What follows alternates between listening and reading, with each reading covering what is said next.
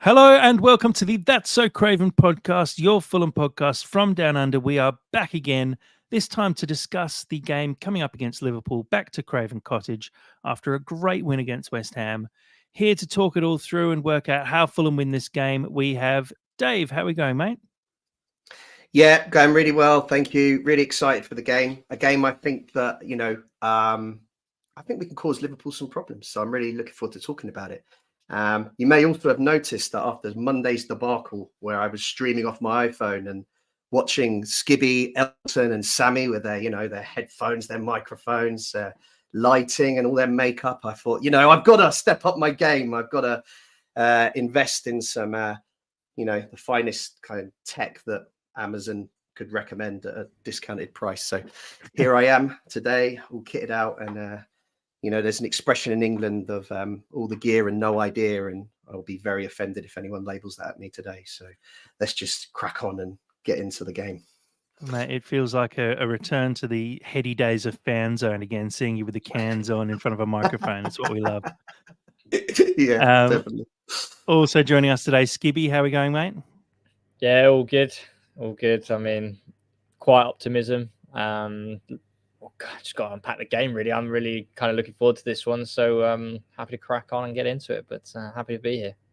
It's been quiet optimism for most of the season with varied results at the end of it, but I agree. Definitely looking forward to this one. And Sammy, how are we going tonight? Nice early one for you.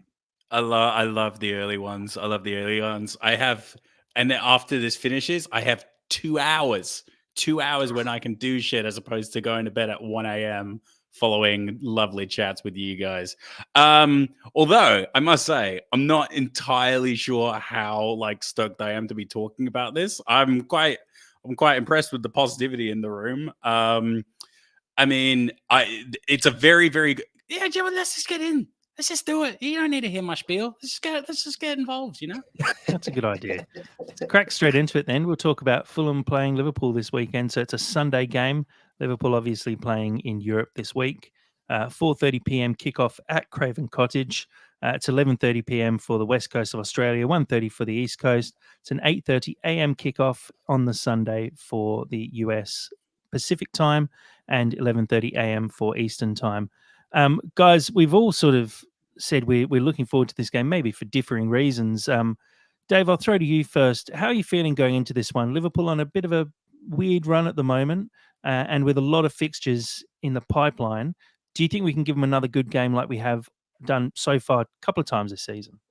Yeah, I do. I really do. I think that a couple of times this season, twice last season as well, actually, since we've been up under Silva, I think, we've caused Liverpool problems at times. I think our style of play as well, is suited to causing a team like Liverpool problems. They like to press high, and we like to play around the press and break and get forward on transition and create chances. And it's just same old story. It's going to be about getting that first goal, getting ahead. And I think that's going to be really important again. Yeah, no, definitely agree. I think we've lost weapons Dave. in their arsenal. Oh, you lost me. I'm back. I believe you came back again. All the gear and still can't get it quite right. Still no idea. Yeah. There we go. That sums it up, really, doesn't it? No, I definitely agree. And Skibby, playing Liverpool at home, Fulham's recent form, actually, the last 3 times Liverpool have visited Craven Cottage, it's 3 draws, a 1-1 draw in the league back in 2020, a 2-2 draw last season, at the start of last season, then the 1-1 draw in the League Cup. Do you feel like Liverpool are currently finding Craven Cottage a slightly tougher place to visit? Yeah, I think so. I think, sort of echoing Dave's points, it's almost like Silva seems to have something on Liverpool where, like the Anfield trip where we lost 4-3, we didn't necessarily play very well, but we were picking up goals where we just shouldn't be getting goals, which is kind of a stark contrast to other games where we're playing really well, but we're not scoring. So it's almost as if we should be going with a bit of confidence that Silva really knows, is kind of in Klopp's head a little bit. And those games, especially at home, the 2-2 draw, where they seem to be a bit rattled, I think, the last season, and then the 1-1 draw in the Cup this season, I mean, yeah, fair enough. It was a semi-final, and Craven Cottage had atmosphere which I've never seen before. Probably going all the way back to sort of like Juventus, like that kind of atmosphere. It was unbelievable, which I think really played in Fulham's favour. But I think there's something about Liverpool at the moment where they seem to be obviously blowing teams away because they're in a position that they are fighting for the title. But what we're seeing now is the pressure really being applied because you're in that final run-in and you've got Arsenal, Man City and Liverpool very, very close. And this weekend, we saw them falter. We saw Liverpool lose to 1-0 against Palace, and then we saw Arsenal falter. So there is an immense pressure. Whereas, stark contrast for Fulham, we're just fighting to be wherever we want to be. And that allows us to sort of be a bit more relaxed, be a bit more free-flowing. And Liverpool's they need to win this. They are coming in and they're going to have to sort of come out of their holes. And Fulham just need to sort of stand firm, be where they want to be, and take the game to Liverpool in their own terms. And I think that is really playing into our sort of advantage. And not to mention the fixture congestion, which I'm sure we'll get into a bit later. But I mean, as a Fulham fan, we should be optimistic. Liverpool fans, they're very nervous for this one because I think not just because it's Fulham, but every game going forward now until the run of the season, they have to win because Man City don't know that they're faltering. So doesn't that kind of stress you out though? Because that's kind of where my stress kind of lies. Because I think if they absolutely spanked Crystal Palace, I might probably be a little bit more like, well, we've killed some giants this season. We've actually been able to cause some upsets. But I think now it's that wounded animal thing. I think they're probably looking to reorganize and come into this game very, very seriously. And I don't like that very much. And I definitely think we can give them a really competitive contest. And I think we can really, really show our stripes here. But like, I don't want to play an angry Liverpool. It's like, I don't want to pick on the bully, even though there's a slightly bigger bully. He could still kick my ass. I mean, there's one thing about saying they're angry like after one game, but they've done 2 games where they've completely kind of absolutely just not turned up. Atalanta took the game to them. Palace then took the game to them. So we're not dealing with an angry Liverpool. We're dealing with an absolutely ferocious, furious beast coming to Craven Cottage. It's true. And look, that at Atalanta side, I mean, they played well and they beat Liverpool, but they're not exactly high flying at the moment. They're sitting 6th in Serie A. I wouldn't say they're world beaters, and to dominate Liverpool at Anfield is a bit of an achievement for them. And Liverpool, I mean, looking back at Gerrard's slip all those years ago, they do have a bit of a tendency to bottle towards the end of the season. And I feel like it's actually a very good time to be playing Liverpool in a way because the nerves potentially seem to get to Liverpool more than they do to Man City, even to Arsenal at this stage, who look like they're a little bit more settled, even though they've had a couple of bad results. Losing to Villa, who are in the form of their lives at the moment, I wouldn't call a terrible result. Losing to Palace, that is a bad result. It kind of feels like it's coming at a good time almost. I know it's not ideal to play Liverpool at any point in the season because they're obviously a great team, but when you've got that team who's potentially rocking a fraction, maybe it is a good time to come up against them. One thing worth talking about as well is, you know, we played Liverpool a couple of times this season. Rodrigo Muniz, who's been in scintillating form in the last couple of months, has played 7 minutes against this Liverpool side across the course of this season. We played Liverpool 3 times this season. Dave, I'll throw to you first. Do you think the Liverpool defence might find him a bit of a handful this weekend? Yeah, I do. I think that he's going to give them new challenges, and I think he's got the strength to compete with Van Dijk and Canute. Will it? I believe they've been playing recently, so possibly, I expect him to be him lining alongside him. So that's a new challenge for them, which and I'd expect the same level of performance from Muniz as that he's been putting in over this recent run of games. So yeah, I do think that that's a new weapon in our arsenal that Liverpool haven't faced this year. And if we can get him some chances, then perhaps there's a route to goal there. Skibby? And I might just add in there as well about Van Dijk. I always have this really funny conversation with a friend of mine because he says how much Van Dijk is the best player in the Premier League, one of the best centre backs in Premier League history. And I'm like, not against Fulham. He never is. And he always sort of says to me, oh, what do you mean? And I can bring it up every time, which is, I remember during, I think it was COVID, that Ryan Babel got in from a Van Dijk mix-up with Alisson. And then in the cup, I think Van Dijk just let the ball bounce. Pereira got in front of him, pulled it back for Willian and scored. So Van Dijk, he seems to have just some kind of mistake waiting to happen against Fulham. I don't know why. Just seems to be something which I've noticed. But then if you watch the Palace game very recently, I think Mateta got put through on goal, but like really wasn't like a defense splitting pass. It was almost a kind of just a tap through which he let run, and Van Dijk just almost banana skin, just whoop, gone straight over. And it's just so uncharacteristic from someone who historically has been very strong. But I think coming up against a striker in Muniz who is full of confidence is probably nothing you want to face as a central defender anyway.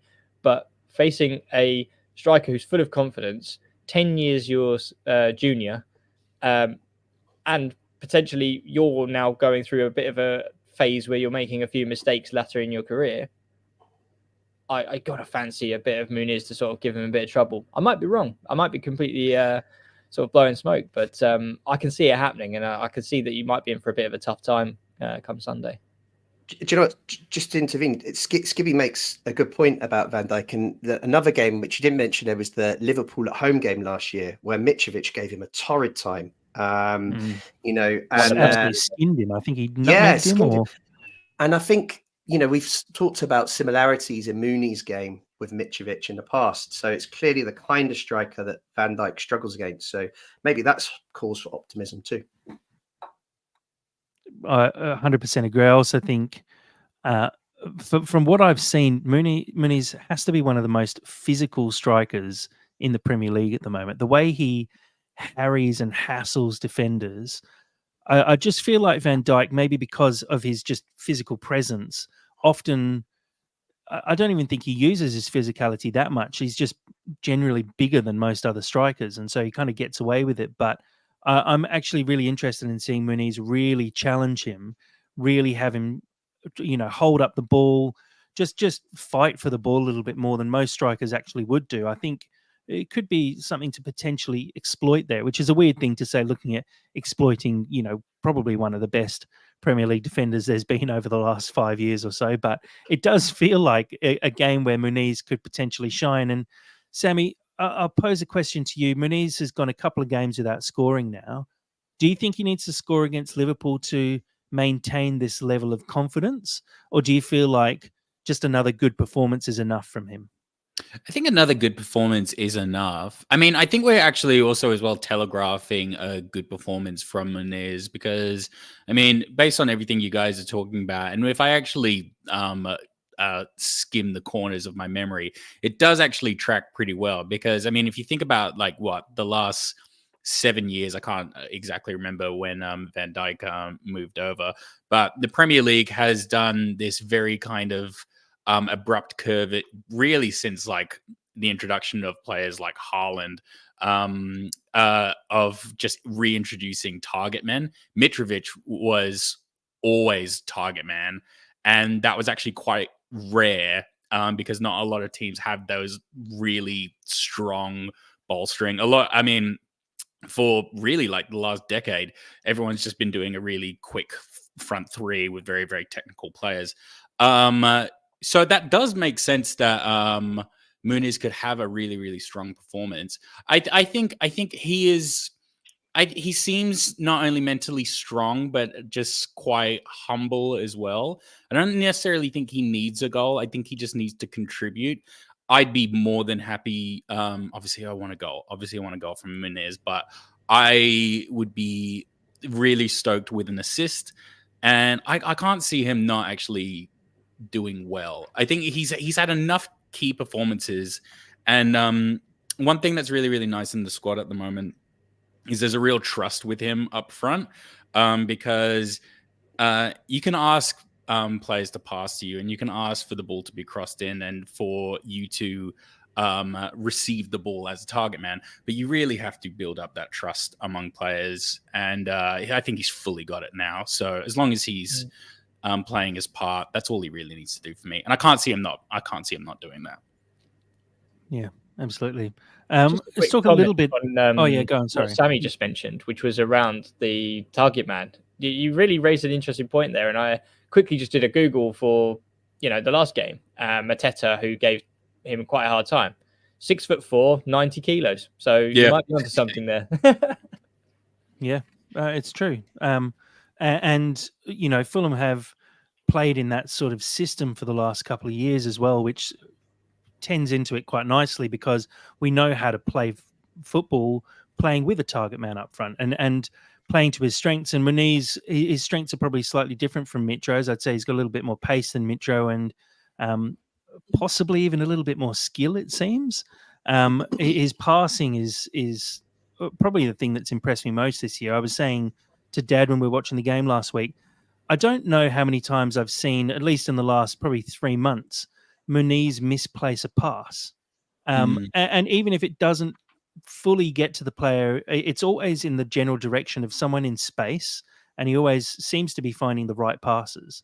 And I really like that about him. I think Mitro was quite good at holding the ball up and playing little passes off him, but you see Muniz spread the ball out wide often and actually create more opportunities because of it. So I agree. I'm enjoying playing with this target man at the moment. I did not enjoy watching West Ham play 2 up front. I think it just failed dismally. Danny Ings was an absolute ghost for the whole game for me. We talked a little bit at the start, fixture congestion and how much of an impact it'll make. Liverpool go away to Atalanta on Thursday night. So that's 8 p.m. GMT kickoff for them. So they'll be finishing up that game late on Thursday, probably catching a flight maybe that night, back early Friday morning, recovery day Saturday, basically straight into a game against Fulham. The Atalanta game could be pretty physical. Liverpool have a lot to fight for here to stay in this one. I also had a quick look over the 17 days from the Atalanta game to their game on the 5th of May, I think it is. They have to play 5 games in a space of 17 days. So they never have more than 3 or 4 days at a time off. They've obviously had a couple of games in the last few days as well. Skibby, I'll throw to you first. How much of a impact do you think fixture congestion actually has with these professional footballers nowadays? Yeah, massive, absolutely massive. And I mean, yeah, you've got a squad, and Liverpool probably have one of the better squads in the Premier League when it comes to sort of rotation. I mean, I was looking at the players which they left out for the Palace game who played against Atalanta. So you kind of have, Harvey Elliott was on the bench. I think Diogo Jota to come on. I think Szoboszlai was benched. So they've got a huge amount of talent. But I mean, what you don't really take into consideration, and I mean, we've all done it, like you taking off flight somewhere is no easy feat. I mean, you could have everything done for you in terms of, Liverpool will probably go on a private plane. They'll probably have, a bus that will take you to the airport, probably right to the actual airplane itself. But it still takes a lot out of you just to traveling alone. So I think sort of 2 to 3 hours travel in total, potentially from Liverpool to Italy, will take a lot of a feat. Then you've got to do that return, whether it be on a late night, whether it be early morning. It's still going to be that kind of feeling of you're just not going to have any rest. And these players are human after all. They may be sort of superhuman when it comes to being, athletic and that kind of aspect. But in terms of fatigue and from travel alone, it's going to take a lot out of them. And I feel like that is going to be something which is going to really hinder them, not just for the Fulham game, but for the actual final push at the end of the season. But also one thing to sort of consider here, that Liverpool are now having to go into this game 3-0 down. So they're going to, luckily for them, the away goals don't count anymore. So they only need sort of 3 goals to sort of tie the tie, as it were. But that's still something really difficult to do. And going into a country such as Italy, where we like to think that we can do ultras very well, but Italy, Germany, and Spain are completely different level. So they're going to be in a game with Atalanta, fighting against the 12th man as well, and that's going to really take their energy levels from sort of to get to 3-3. We're going to have to be sort of 95%. Everything is going to have to be perfect. They're going to have to go take it up and even further, and then if that doesn't come off, and they're going to have to throw everyone into this game. So there's going to be very few players, in my opinion, who are going to be sort of rested ahead of Fulham. Therefore, they're going to be coming to a Craven Cottage either completely flat out because they tried their hardest to get back into a game where they're very hindered anyway by being 3-0 down. But yeah, it's just going to be a fully fresh-faced Fulham as well. So that makes it even harder for them. So I think for me, it just the congestion alone. I know we talk about it. Pep talks about it. Klopp talks about it. No one gives them sympathy, but I do give them sympathy. I do think that we are asking a lot of them, but it's just the kind of issues you get by being a successful club. Everybody wants you to be in the biggest competitions. Everybody wants you to play in these competitions. But as a result, your players are going to be shattered. And I wouldn't be surprised if we saw a very shattered and deflated Liverpool come Sunday, because I don't think they're going to get anything out of this game personally. Do we think, Dave, that Liverpool will put out a very strong 11 against Atalanta? And in turn, do you think that might mean that we see a few players rested for the Fulham game? I think there'll be some rotation. I mean, they have to go for it against Atlanta. It's a chance to, win a Europa League here and end Klopp's reign at Liverpool on a real high. So I think they will go for it. I think they'll have to use their squad. I mean, Skibby mentioned some of the players that they had on the bench at the weekend. We're bound to see some of those guys come in, whether that be for the Atlanta game or the Fulham game, just to mix things up. I think Jurgen Klopp's also tinkering a lot at the moment, trying to find the right formula. Black and White Fred, who's following the live stream at the moment, made the point, has the pressure of Klopp leaving actually worked against them? And I think it has a little bit. And you're starting to see him become really animated on the touchline. He's really struggling to kind of get the tune he wants out of his current team. So I do expect rotation. And I can't tell you who that will be. It's really hard to predict their team for Sunday. But the other point I think that, Skibby was making about the preparation of the game for Liverpool, they won't have the same level of build up to our game as we do. We've got a week off to plan and prepare our tactics for the game and to really work out what we want to do. Whereas Liverpool won't. They'll be focused on this Atlanta game, and then they've got a really quick turnaround to ours, and we've really got to make that count. Yeah, 100% agree. Sammy, would you prefer to see, it's a bit of a silly question, but best case scenario, Liverpool do score 3 goals, go to extra time, lose it on penalties to Atalanta, come back absolutely shattered. Do you think a loss in Atalanta is going to have a massive effect on Liverpool coming into this game? Or do you think they're probably expecting a loss, and so psychologically, at least, it's not going to make much of a difference? It's hard, isn't it? I think they are prioritizing the Premier League because I think that's it.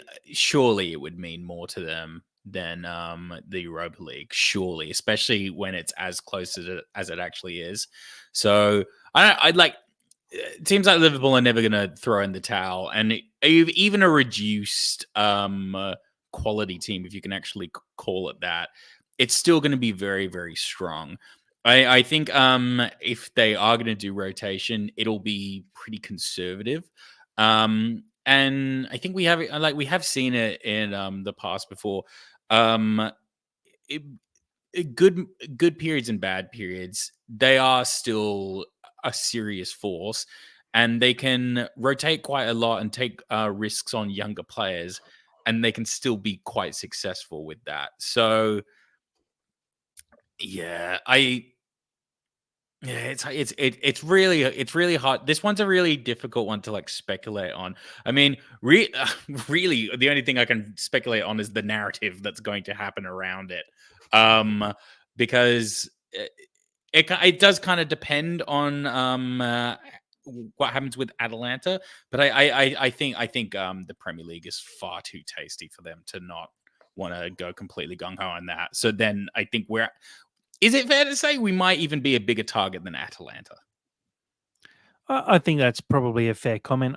I don't know if you would fully write it off considering you're 3-0 Of down, course. although you're probably realistically looking at it going, this is going to be really tough. So let's kind of ignore it. The big thing for Liverpool now, they cannot afford to drop any points in the Premier League. So you're probably right. But I also think, imagine the fans' reaction if they go out to Atalanta.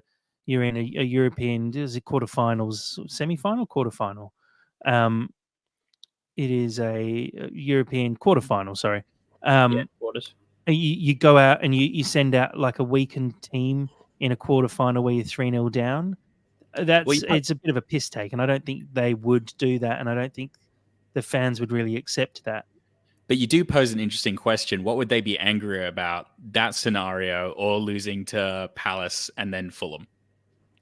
Yeah, Mm. I 100% agree. I don't think. Well, if they lose to Fulham, the title's gone. That's Yeah. about as simple as it could be. Mm. Realistically, Man City and Arsenal win this weekend, and pull what's that, like 5-6 points ahead of them effectively. Um, uh, Game over for them. They're not winning the Premier League at that point, so they have to win this game. It's going to be really interesting to see what team they decide to put out, both on Thursday night and on Sunday, because they have some big decisions to make. And like you said, there's been a lot of fixtures recently. They're going to be leggy. I mean, if you look at just the last 10 days, I've just got the form up for those watching along on the live stream. Sheffield United on the 4th of April, Man United on the 7th, Atalanta on the 11th, Palace on the 14th. We then have them playing us this weekend. It's before that, 4 games in 10 days. That's a big effort, and you can see how the results sort of varied on that. The fact that they drew 2-2 with Man United, a game that they probably would expect to win, even though it is a bit of a derby and different circumstances, but then to be absolutely rolled by Atalanta and then to fall over against Palace. There's definitely a few little issues going on there, and I think, like you said, going deep into competitions, they won the League Cup, made the quarterfinals of the FA Cup, quarterfinals of the Europa League, pushing for a title. Maybe it's just getting to the point where it's a little bit too much. You consider most of the players are sort of up around the 45 appearances mark by this point in the Mhm. season, it's a big push when you consider you've got a couple of these guys going to be hitting 50, and there's been injuries through the year, so players aren't fully fit. It's definitely going to be an interesting one. If we look at the recent form for both teams, Fulham actually doing really well in the last 10 games, sitting 7th in the form table, 5 wins, 1 draw, and 4 losses for 16 points with a goal difference of +6. Liverpool, not bad, but not that much further ahead of us, sitting in 3rd, 6 wins, 2 draws, 2 losses, 20 points with a goal difference of +9. Guys, I'll kind of move the conversation a bit to focus a little bit more on Fulham here. We obviously saw a couple of changes to the lineup on the weekend against West Ham. Lukic coming in and starting and doing a very good job. And obviously Willian, Iwobi, Andreas as that front three behind Muniz. Do we see any changes this week? Sammy, I'll throw to you first. Ooh. I can't take out Lukic. Statistically speaking, we seem to, not absolutely every week and in every game, but we seem to do really, really well when he's in the squad. So I'm keeping him in there. Do you know what? I don't think I'd make any changes. Honestly, I can't think of a change. Oh, you're on mute. No, I was going to say, I think, yeah, the same as Sammy. I think I'm not Lukic's biggest fan, but I don't think he's any use to us coming off the bench. So I mean, we've got a winning formula. Stick to it. I think Lukic plays really well coming in from a perspective where they have a really tricky sort of attacking midfielder and number 10, which, you know, they tend to sort of double up on. And I think if Szoboszlai starts, then that would probably be him. But you know, there's, to be honest, there's a lot of players I could name that would probably do that job on. You know, you've got kind of like Gakpo, you've got McAllister, who's an absolute nuisance. But I think, I think we wouldn't want to change the defense. Everything seems to be quite structured at the moment. Seems quite stable defensively, and I think we just have to rely on sort of the Wilsons, the Kearneys. If we need to sort of see out a game or make any changes, I think they're more impactful off the bench than they are starting. So I think we leave it as is. Can I just make one point? Just because I think it's quite funny. I really like how Sasa Lukic has kind of strongholded Fulham, because when you think about it, everybody else in his position has actually done the wrong thing, because they've made themselves quite useful off the bench. Whereas he goes, no, you either start me and we play well, or like I'm just not gonna work. So we have to start him now. It's actually a genius system. I don't like it, but fair enough. Sulky little. It's true. Maybe he plays really poorly off the bench on purpose to make sure he starts. Has absolute belters on the pitch. Dave, your thoughts on potential lineup? No, I'm with the guys. I just can't see any changes. Silva doesn't tend to change a winning side, and you know, I as I say, I think we'll be looking to evade the press, the Liverpool press, and we'll want to make sure that we've got enough kind of cover in there for João as well. So I think Lukic will get the nod over Kearney again, and I don't expect too many changes to the bench either. Of course, if there's any injuries or you know, come up in the week, we'll find that out at Marco's press conference, I believe tomorrow. But otherwise, no, I'm with the guys. I'd expect the same team, yeah, it's more the questions really over the lineups are more from Liverpool's end to see what we'll be up against. Yeah, I think you're right. And, you know, we talked about fixture congestion. That, for me, screams Adama late in the game at about the 70th minute when players are a bit leggy and you bring on someone who can cause a bit of a nuisance. And Jimenez and Broja as well. I mean, Broja showed that he's got a bit of pace about him the last couple of times he's come on. I feel like we could really throw some real pace on late in the game. Wilson, Broja, Adama up front could cause a lot of issues, and I'm quite keen to see how that sort of pans out. Let's have a quick look at the table and see how it all stands at the moment. Fulham currently sitting 12th, believe it or not. Bournemouth sitting just behind us. All right. Yeah, okay. I think you're okay. Yeah, I think you're good. Fulham sitting 12th, 42 points. Bournemouth just below us, also on 42 points, but with a -10 goal difference compared to our -2. Wolves just 1 point ahead of us with -5 goal difference. Brighton sitting 2 points ahead of us, and Chelsea now sitting 5 points ahead of us after their good win. They've got a couple of games in hand, so I expect we'll see them move a little bit further up the table. But just looking at the table, guys, in a quick answer, I guess, do you see the potential for Fulham to still make top half being 10th? Or do you feel like it might be a bit of a push considering we still have to play Liverpool and Man City before the end of the season, and the teams above us have a game in hand over us as well? I mean, I'm just sick of the 12 spot just because I don't like that number, but that's just my own neurosis. Okay. Look, I think that, you know, clearly that's got to be the target, is to finish in the top 10. We're not only 2 points off it at the moment, but you're right, we've got some tricky fixtures, and it, you know, I think game by game we'll just have to monitor that and see how that plays out. You know, as the good thing is in some ways is that we're not in any jeopardy of dropping down too many places in the league. It's only really Bournemouth behind us that you'd think could catch us at this stage. So really we should be looking up. And yeah, just playing with a bit of freedom and trying to, you know, make sure that we end this season on a positive note, finishing as high up the table as we can, so that we can just try and carry some of that momentum over into the start, come around quicker than we all expect, I'm sure.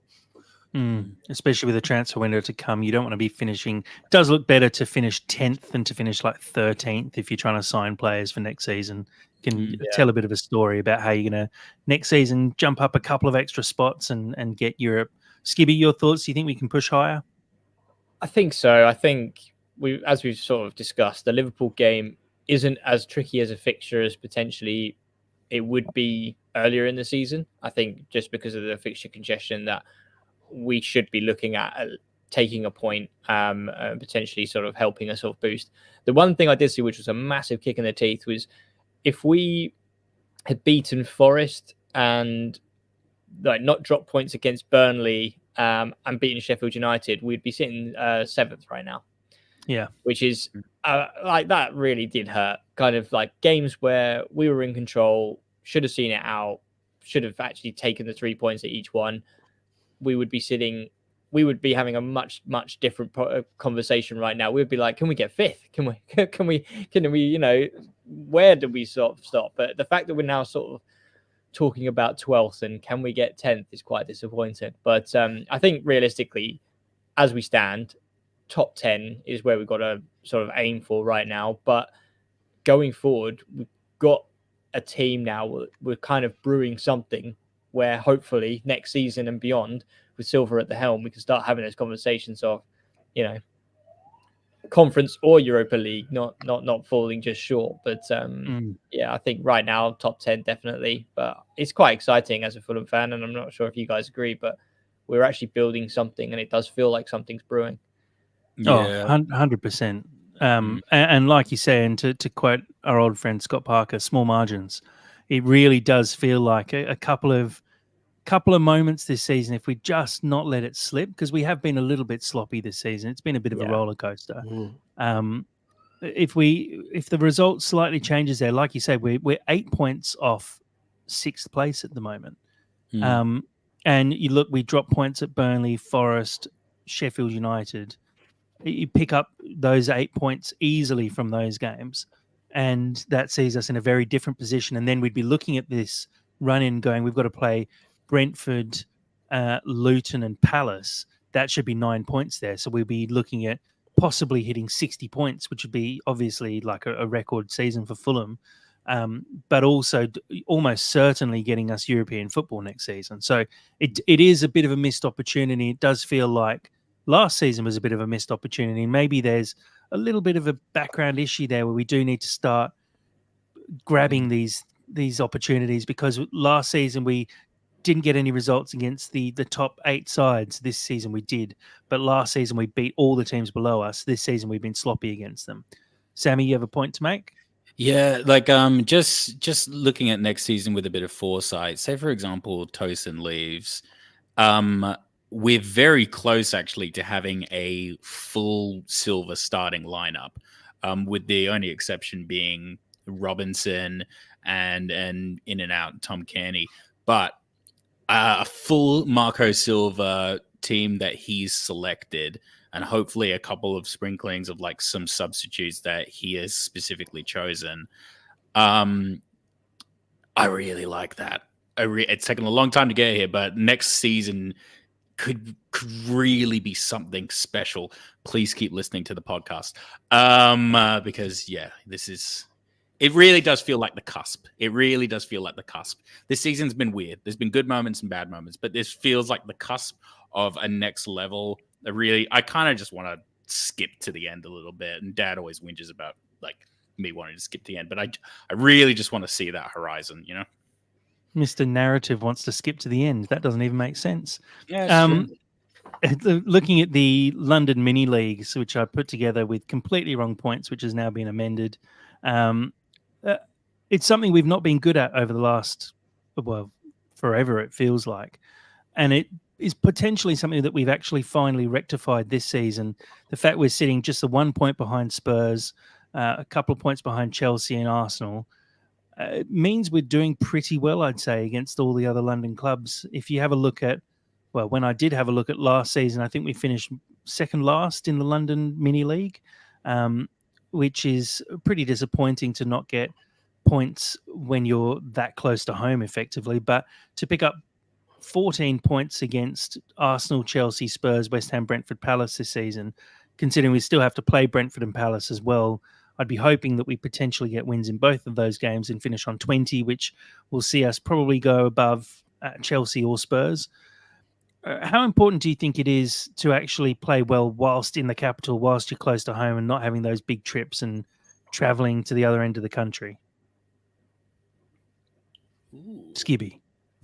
I was waiting for someone else to take that one, but no, yeah, you're quite on something, and I think it's one of those where it's kind of more mental than anything, because we talk about, you're close to home, you don't even got to do all this traveling, and like as I sort of alluded to earlier in the podcast, that it is tiring to do all this traveling, but for some reason, and like you say, it feels like forever, we've always struggled against our London rivals, and it just feels like it's never really made much sense, because like you say, you've got the home comforts, you're not traveling as far, and therefore you should be kind of on your A game. It's almost as if we just didn't travel well in that period, full stop. Therefore, we didn't really do well against London teams, let alone everyone else in the league anyway. But it is quite refreshing now to sort of know that we are picking up those points from our London rivals from a league table perspective, but also just for a little bit of a fan jive, because I think, as I've talked about before, I live sort of north of London, so I've got a lot of West Ham, Spurs and Arsenal fans around me, and we always lost to them, and I hated it. I'd go to a local pub to watch the game or something, and it would be just all Arsenal, all Spurs or whatever. And now the fact that we're now sort of picking up points, I can now finally start having a bit of a jab at them and being like, oh yeah, Spurs had a good one at the weekend, didn't they? 3-0. Come on, you Whites, And it's just a refreshing and a better feeling that I'm now getting as a Fulham fan, which I haven't had in a long time. Like, not even just talking about the Spurs and Arsenals, the West Hams. Like, we hadn't beaten West Ham away since 1950 odd. So just the fact that we can now, I think it was. Exactly. So now we can go to their backyard, give them a game and walk away with 3 points. It fills you with optimism. It fills you with that pride. And I mean, I got a jibe from a West Ham fan on Twitter because I said, we're on the cusp of, being champions of London. And they were like, oh, yeah, that's a nice trophy. And I said, yeah, I know. I've already booked the day off work for the parade. I can't wait. But, just to be that top dog in London, I mean, yeah, it's not a trophy. I'm not going to put it in the middle, like in the cabinet at Craven Cottage. But to be able to say, 22-20 or 23-24, we were the best team in London, I think that carries quite well, to be honest. I mean, it's probably a long shot because Arsenal will probably still kind of take that spot. But to be able to say that you finished above, Spurs or Chelsea in terms of the London table, I think it shows that we're making great strides in actually competing with the bigger sides and not just the teams around us, which I think is nice. And yeah, it's always that pride, and yeah, that's the main thing about it, really, for me. Oh, when we finished above Chelsea last year, the smugness I carried, the pure unfiltered joy I had really no business to be there. But it was everything. It was everything to me. And it's an interesting one as well when you talk about. It seems like Fulham fans, especially, don't see London away games as real away days because you're still within London. And maybe that's because we've never really been good against other London teams. But when you do have these away days, and, we saw the pictures after the West Ham game, Skibby, would love to see you put your hands up and really enjoy the moment for once. But it does make a difference when you actually get to beat those London teams more often than not. And you see, I mean, it's a fairly positive record: 4 wins, 4 losses, and 2 draws. A positive goal difference against London teams, which I think Spurs don't even have, probably because we smashed them 3-0. But it does make those away days in London a little bit more exciting because it does feel like we're actually more likely to get results now. And so even though it's not a real away day because you're not traveling the length of the country, it does add a little bit more weight to these games, I think. Guys, a couple more things I just wanted to talk about. Before we do, though, let's just get a prediction for the Liverpool game before we move on. Dave, I'll throw to you first. Give us your thoughts. Well, as you know, last week I urged on the side of Fulham coming up short against West Ham. And as I say, I was never felt so good to be wrong. And but this week I have an optimism that comes often when we play at home this season. And particularly off all of the things that we've spoken about with Liverpool's preparation for this game and the fixture pileup, and how I just think that our style of play might be effective against them. I'm pretty confident. I say, it's particularly if we can get that first goal. I don't think we'll look back. But I'm going to go for a 2-1 Fulham win. Oh, I like that. Sammy, you next. I actually moved you below Dave on the live stream just to make sure he didn't rub his head and cause any sort of bad juju for us. Well, I mean, I genuinely think the bad juju. I was really hoping Dave was going to say like 4-0 Liverpool. So then I thought we would have a fighting chance. But okay. I'm not sure what will happen, but this is what I want to happen. Round about the 15-minute mark of a very, very competitive fixture, I want to see Liverpool get a red card out of something reckless, and then 1-0 Fulham. That's what I want. That's what I'm going for my pitch. I'm going to try and manifest that. Can you imagine Jurgen Klopp on the sideline if Liverpool get a red card after 15 minutes? I think he will. His head will explode. And I also just want to see that. Just selfishly, I like to book things. I like to. I thought the Premier League don't allow Liverpool to get red cards. Is that not the way it works? VAR will definitely overturn. Guaranteed, there's going to be a VAR controversy in this game. That's my prediction. But then you got to print something in the papers. So if anything, the less it happens, the more it becomes a story. I need to find a betting website that will allow me to bet on 3 VAR incidents during the game, all of which going in the favour of Liverpool. Skibby, your prediction for the game? I think it's going to be tough. I think it's probably going to go similarly to Chelsea game at home last year, which is, we were 1-1. Like you say, I can see there could potentially be a mistake where there may be a red card. And I think there's going to be Rodrigo Muniz is going to be like, Carlos Vinicius getting that goal to make it 2-1. And I think, and rapturous applause, everything, just everybody loses their minds, 2-1. And I think, 2-1 Fulham. And I think that's how it's going to go. I like the sound of that, 2-1 Fulham. And I reckon I agree, Muniz to score and it to also be goal of the month for April. going to be an absolute belter. Somehow it'll be like a booming volley from the edge of the box or something stupid like that only Muniz could come up with at the moment. Well, he's been trying the bicycle kicks a lot, and he finally got one. So I reckon it's got to be time for one of his Rabonas, surely. I was about to say it's got to be a Rabona, top corner Rabona from outside the box. Oh, imagine if Jimenez did it. Oh, that'd be even funnier. That's your Vinicius moment right there. I'm going for 2-1 Fulham as well here. I think I'm quite liking the cautious. Actually, it's not even cautious optimism. It's just blind optimism from us all here. Just, definitely Liverpool are going to be a little bit tired, so we're going to roll them completely. And also that we've pretty much all said that Liverpool are going to get a red card, which I really like the idea of. Yeah, the audacity is staggering. Total prediction. A little bit of news that I want to touch on before we finish up. I don't know if you guys saw. Well, I know you did because he sent me the link. There's some news regarding Willian. He's come out and basically said that he's going to be assessing his options at the end of the season. We know that he signed a 1-year deal. I don't think there's an option for an extension from Fulham. I believe he wanted a 2-year deal originally, and we held pretty hard for the 1-year deal. We obviously almost saw him join Nottingham Forest last season. There's been, in Willian's conversation, he basically said that he really wanted to play Champions League football again. He said that, there's a bit of a pull from the Saudi project going on. I don't know if that's financially or if he's got a couple of Brazilian mates over there who are saying, come over, it's nice and easy and good fun. How big a loss do you think it will be to lose Willian at the end of the season? And if we do lose him, do you think he's going to be fairly easy to replace, or do you think we're really going to struggle? Dave first.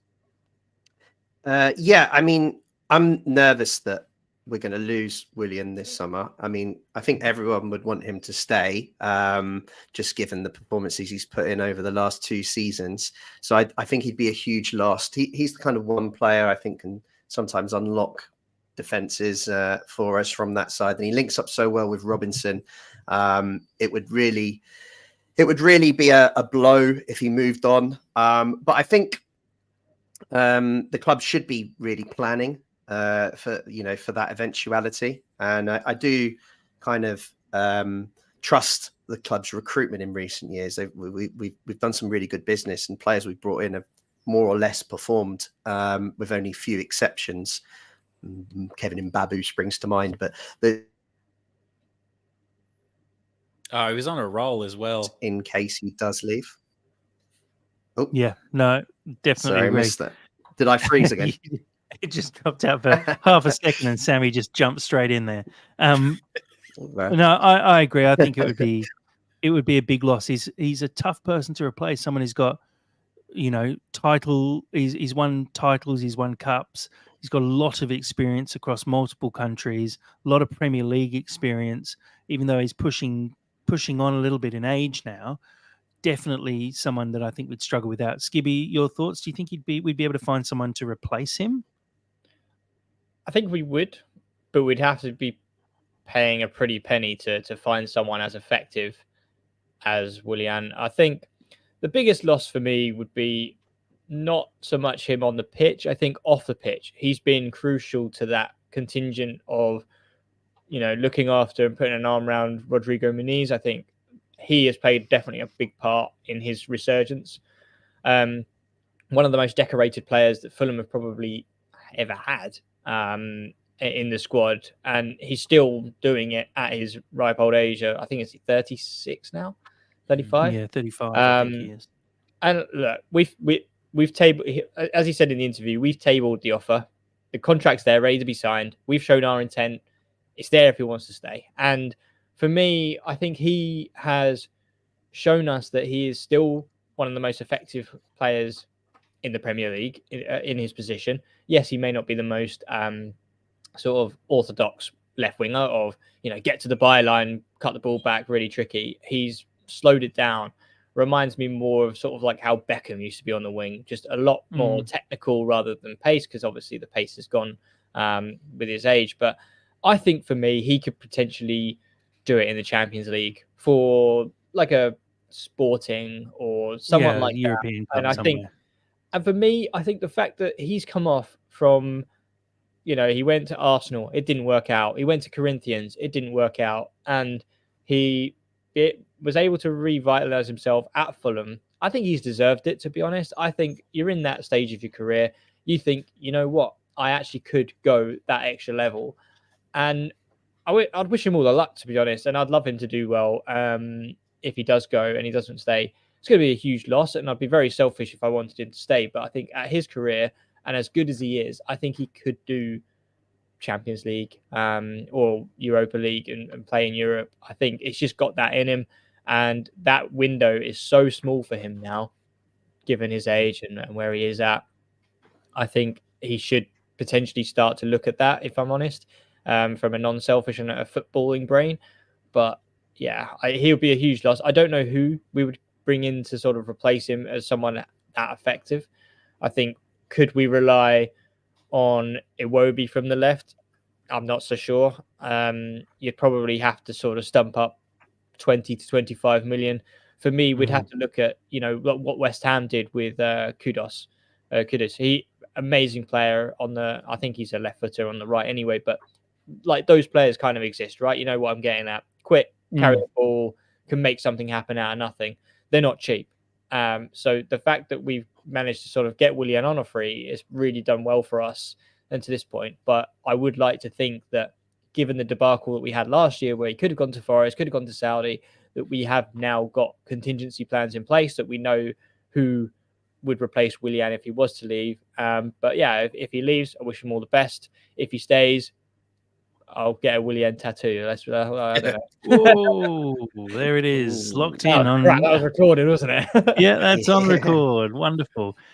Sammy, very briefly, your thoughts? It's not going to be brief. But Make it brief. well, Time restraints. Well, one thing I do really want to highlight is I would like him to stay, but genuinely, for me, he can do whatever he wants, because before Willian, we had a bunch of Portuguese speaking guys come in who weren't necessarily anywhere near as connected as they are now. And they're kind of self sustaining. He's done so much for these guys coming through, even players like Andreas Pereira, bless him. He hooked him up with Kaka, Andreas Pereira's favorite player of all time. Willian just had him in his phone, and he was like, "Oh, you want his number? You can speak to Kaka." That meant a crazy amount. Well, it's true. That's literally what he did. And just for him to do that for Andreas, and what he's done with Muniz, and also like just making sure Palhinha's still integrated well. He's been a real leader for them, but not in the kind of like boisterous kind of powerful sense. It's a really kind of wholesome, loving thing that he's actually done, and you can see it all over socials. Those guys really look out for each other now, and I do think it's largely down to Willian kind of making them a core thing. And if he were to leave, there would be sadness, but that is so sustainable now that you can bring more Brazilians in or more Portuguese speakers in. Yeah, he's done so much for us, and bless him, he's 36 years old. If he wants to play Champions League, I can genuinely accept that. I trust Marco Silva to be able to make a very good choice with foresight to bring someone else in. But he's done so much to raise the people around him that he has total anonymity for me. He can just be. And yeah, bless him. I love him. Yep. No, I think that's fair. And look, it's a conversation for another podcast, but it's going to be a busy summer for us, I feel. I think there's going to be quite a lot of outs. There's news come out just today that Kenny Tete's agreed a 3-year deal with Besiktas. Fulham do hold an option to extend his contract, but with him not currently in the first team, it's likely to see him go. Ruben Amorim, who is the manager at Sporting, is tipped as one to potentially take over at Liverpool. He obviously brought Palhinha into the first team at Sporting and sort of made him the player that he is. It's a potential that Palhinha will go in the summer, maybe to Liverpool, maybe to Europe. Tosin likely out the door. Robinson attracting interest. There'll probably be people asking after Muniz this summer. Willian potentially leaving. There's going to be a lot going on this summer, and it's going to be busy for sure. And I really do hope that Fulham are in a position where they understand that this is all coming at them. I mean, if us fans understand it, surely the background. Well, you'd hope that they are looking at this and preparing beforehand. So fingers crossed. But we'll definitely be talking about that through the summer, and it's going to be a busy one for sure. I'm looking forward to covering all of that. There's going to be rumors flying around constantly. We'll be leaving Sam out of it because he hates rumors. Guys, I think we can probably finish up there. It's been really good to chat. Really good to get back after a couple of weeks off for me as well. But really good to preview this Liverpool game. I'm looking forward to it. I'm sure you guys all are as well. Dave, thank you very much for joining us tonight. Yeah, and thanks very much for having me. Whereas the new tech worked out well, it's the internet now, so I've still got to up my game a little bit more to come to really be a professional like you guys. But enjoyed being here and talking about the game. Really excited for it, and come on, you Whites. The sound is crisp, if that's any consolation. And I also noticed the Fulham scarf up in the top corner now. Love it. Perfect. Skibby, thanks for joining us, mate. No worries. Thanks for having me. I'm looking forward to the game. I think, it's ours for the taking. So come on, you Whites. And well done to the West Coast Eagles for finally getting a win for you this season as well. Sammy, thanks. Thanks for joining, Sammy. Yeah, thanks for having me. And Dave, if I can be called a professional, literally anyone can. So you are in the clear, my friend.